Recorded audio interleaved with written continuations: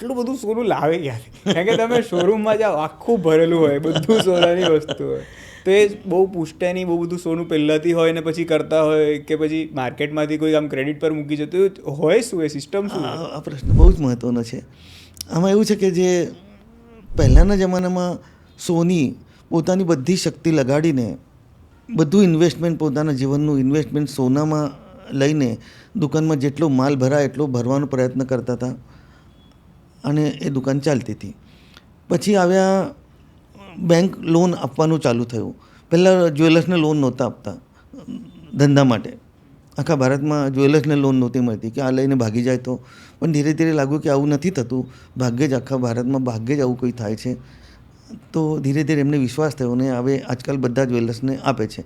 એટલે એ વ્યાજે લીધેલા પૈસાનું પણ સોનામાં રોકાણ કરે અને સજાવતા હોય છે દુકાન.